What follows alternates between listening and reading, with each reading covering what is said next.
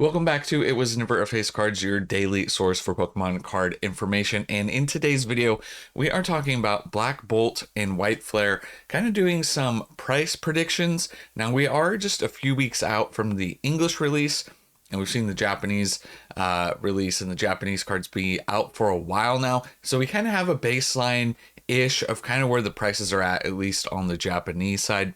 So we can do some comparison, and let's just jump straight into it here. So we're going to start off with White Flare here and just kind of run through the prices a little bit and compare to some other sets and do some back and forth.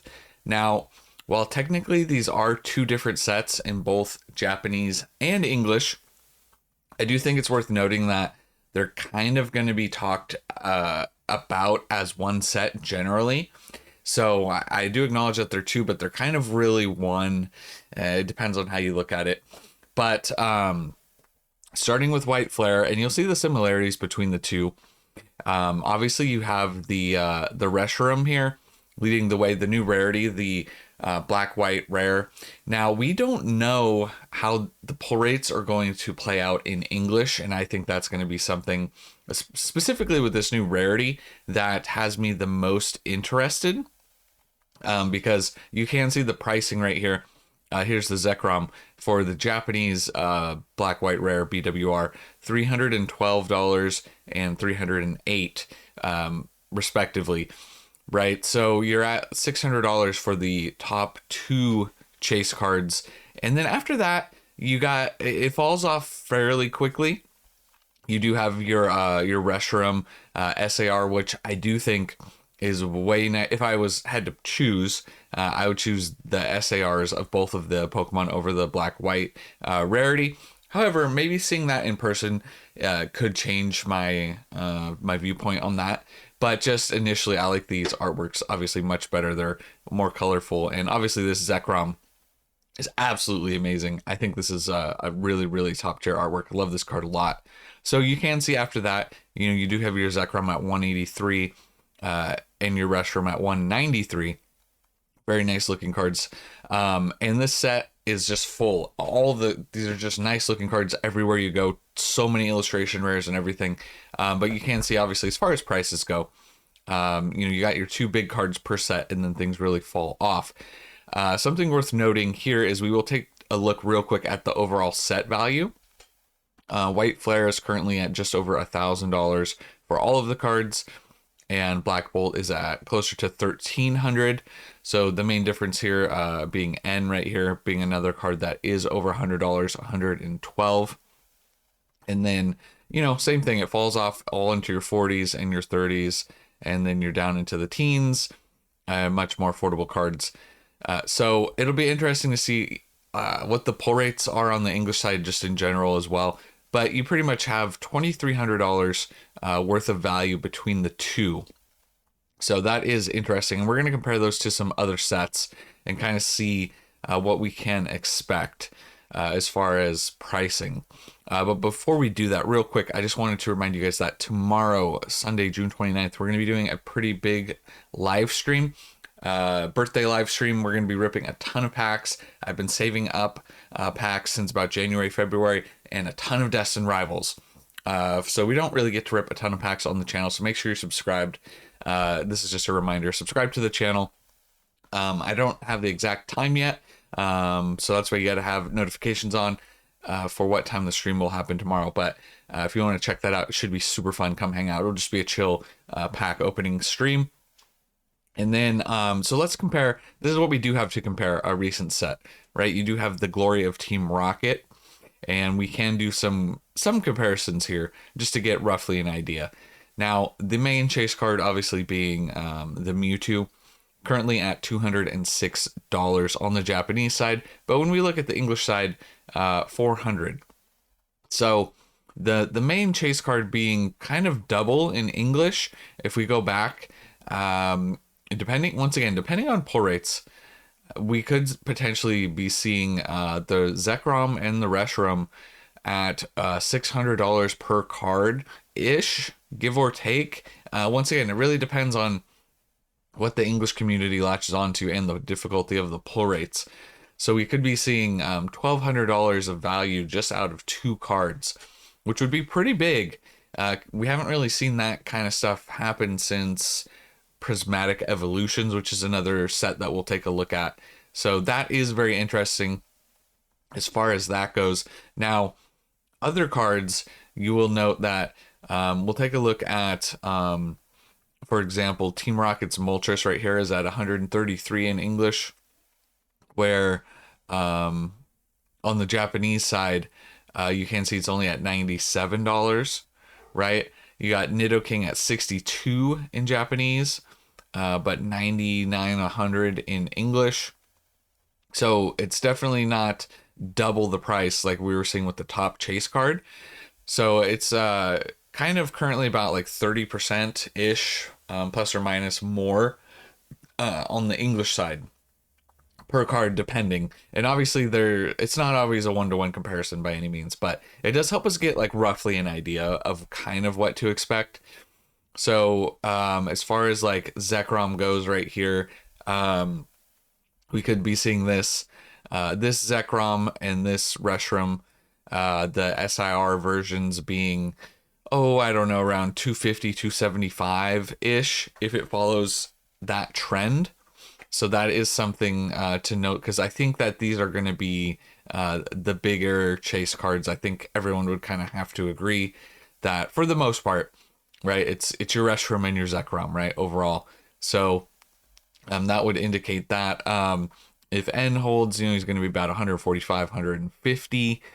And then after that, you've got all these other cards. They're not going to be that expensive. But once again, depending on pull rates, pull rates could play a factor. Like I said, we don't really know.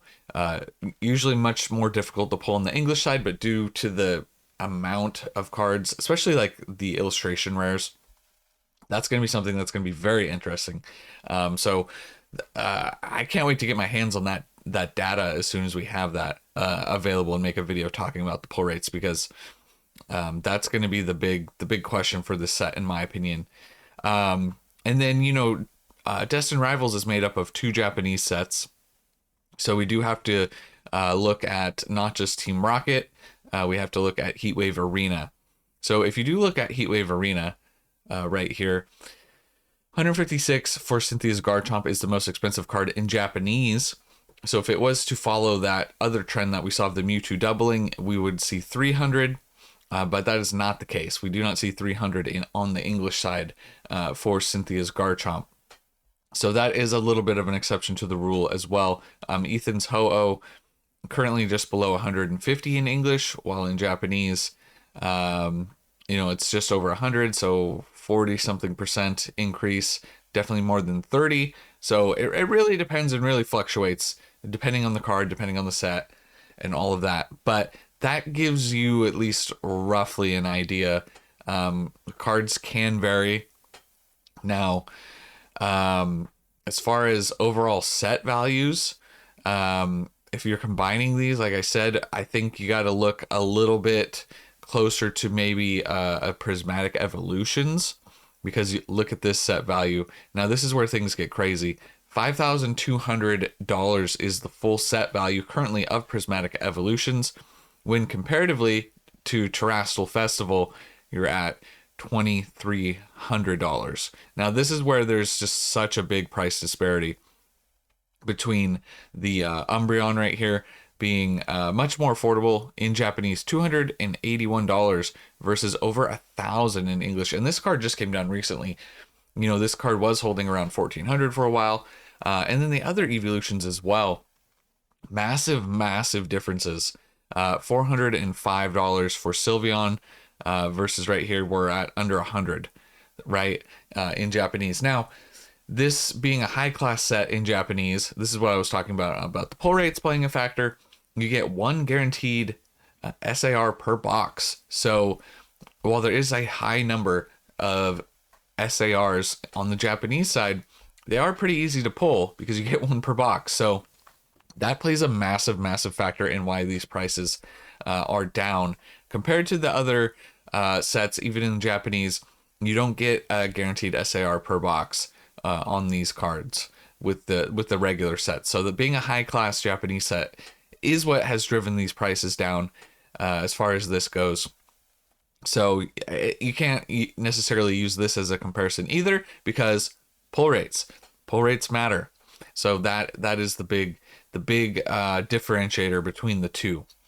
So if I had to guess, it's going to follow a little bit more traditional of, we're going to follow the Glory of Team Rocket and Heatwave Arena. As far as pricing, I think that's what we're going to follow for the most part.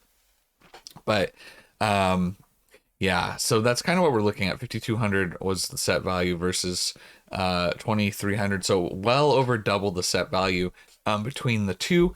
And what's interesting, just to double back to it again, is there's a few things to note of this set. One is that this is the last Scarlet and Violet set, or sets, right?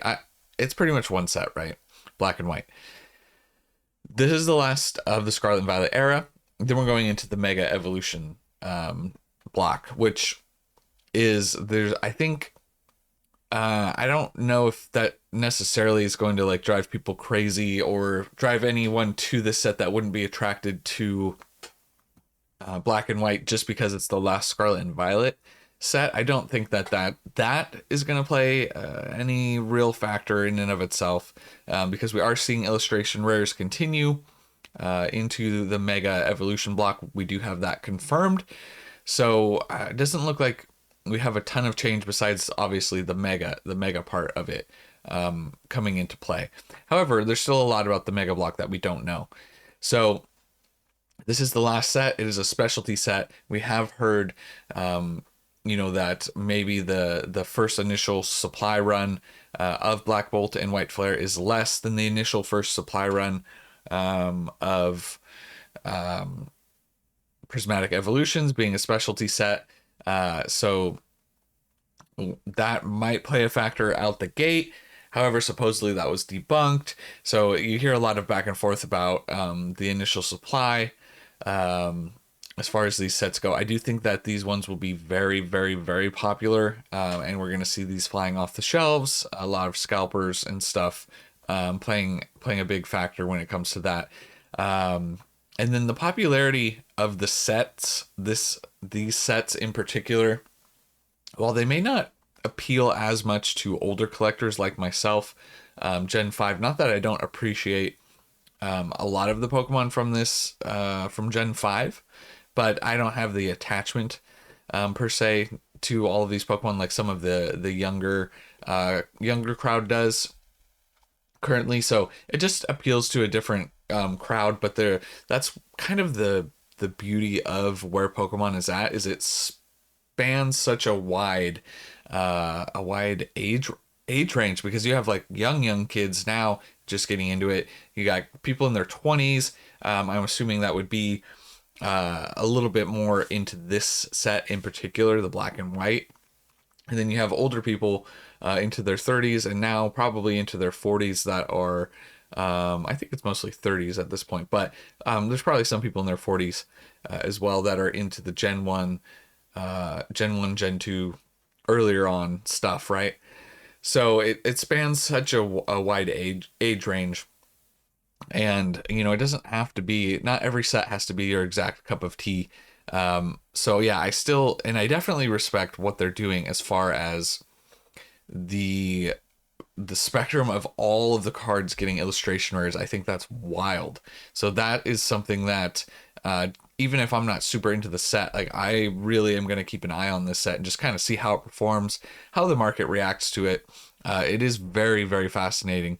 So that's something that's big. And like I said, the pull rates are going to be one of the main things that affect everything, because that's pretty much what we saw with Prismatic. Although Prismatic on a different level as far as hype goes and everything, right? Full acknowledgement, right? I'm not saying that this is going to be Prismatic level.